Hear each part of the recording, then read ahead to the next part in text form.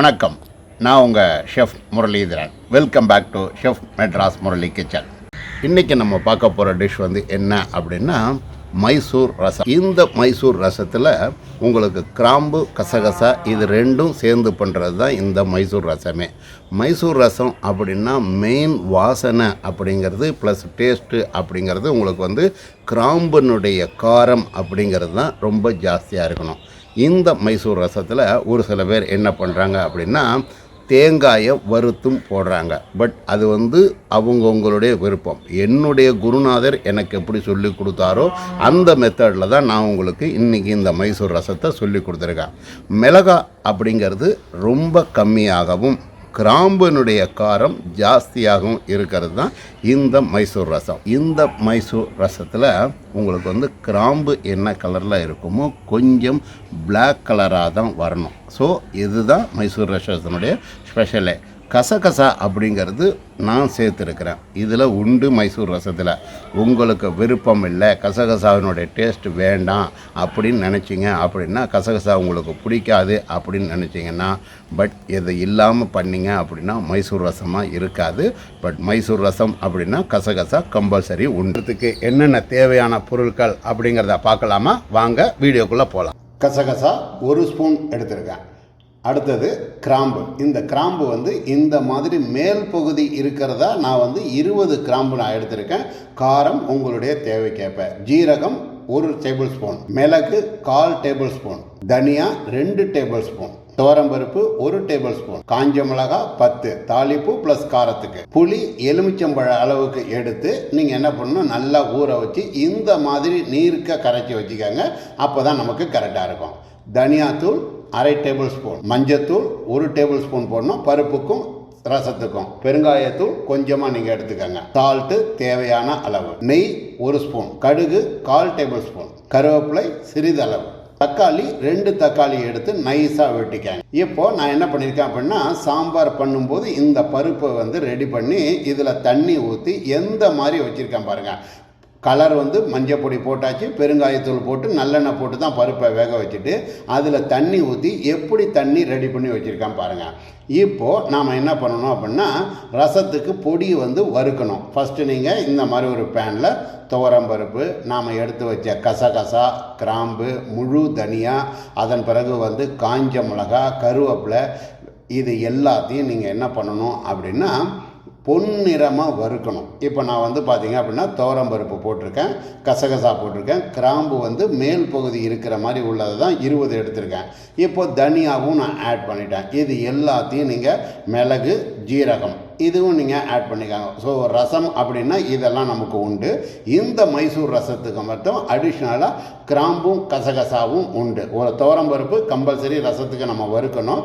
இப்போ நான் பாருங்கள் எல்லாத்தையும் வறுக்கிறேன். ஸோ இது எல்லாத்தையும் வறுக்கும் போதே உங்களுக்கு என்ன அப்படின்னா, லைட்டாக அந்த கசகசா ரோஸ்டட் ஆகும்போது ஒரு வாசனை வரும். அப்போ தான் நீங்கள் எடுத்து ரசப்பொடியை ஆற வச்சு பவுடர் பண்ணிக்கணும். தண்ணி ஊற்றாமல் பவுடர் பண்ணிக்கணும். இப்போ பார்த்தீங்களா, இது ரெடி ஆகிடுச்சு. நான் இப்போ எடுத்து ஆற வச்சுட்டு பண்ணுறேன். இப்போது ஒரு பாத்திரத்தில் நான் என்ன பண்ணியிருக்கேன், வெட்டின தக்காளியை போட்டுட்டு இந்த தக்காளியில் உப்பு, அடுத்தது உங்களுக்கு மஞ்சள் தூள், ஏற்கனவே நம்ம மஞ்சள் தூள் பருப்புலையும் சேர்த்துருக்குறோம், கொஞ்சமாக மிளகாத்தூள், அதே மாதிரி தனியாத்தூள். நான் சொன்ன மாதிரி சின்ன ஸ்பூனில் தான் நான் போடுறேன், 1 ஸ்பூன் தனியாத்தூள். இது எல்லாத்தையும் போட்டுட்டு உப்பு தேவையான அளவு, பெருங்காயத்தூள் இதுவும் நீங்கள் ஆட் பண்ணுங்கள்.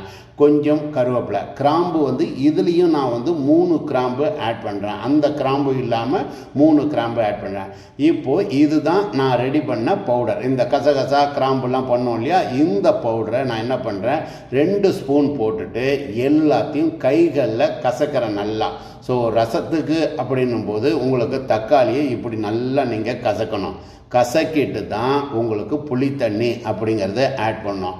புளித்தண்ணி ஆட் பண்ணும்போது என்ன பண்ணணும், கொஞ்சமாக சேர்த்து பச்சை தண்ணி நீங்கள் சேர்த்து கொதிக்க வச்சிங்க அப்படின்னா புளித்தண்ணியினுடைய அந்த புளியினுடைய வாசனை ப்ளஸ் டேஸ்ட்டு கொஞ்சம் மாறும்போது தான் ரசத்துக்கு நாம் பருப்பு தண்ணியை ஆட் பண்ணோம்.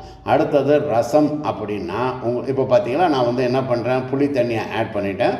புளி தண்ணியை ஆட் பண்ணிவிட்டு பருப்பு தண்ணிக்கு பதிலாக ஃபஸ்ட்டு பச்சை தண்ணி ஊற்றுறேன். இது கொதித்த பிறகு தான் நான் ஊற்றுவேன். ரசம் அப்படின்னா அந்த சாதத்தில் நீங்கள் ஊற்றுனீங்க அப்படின்னா சாதத்தோட கலரை மாறுற மாதிரி வைக்கிறது தான் ரசம் அப்படிங்கிறது. இப்போது உங்களுக்கு ரசம் நல்லா கொதிச்சிருச்சு, புளி தண்ணி கொதிச்சு கொஞ்சம் சுண்டி இருக்குது பார்த்தீங்களா. இந்த நேரத்தில் நாம் எடுத்து வச்ச பருப்பு தண்ணி, ஸோ கொஞ்சமாக பருப்பு அதில் லைட்டாக திக்னஸ் இருந்தால் தப்பு இல்லை. இப்போது நான் எப்படி ஆட் பண்ணுறேன் பாருங்கள், நல்லா தூக்கி நீங்கள் நுர வர்ற மாதிரி ஆட் பண்ணணும்.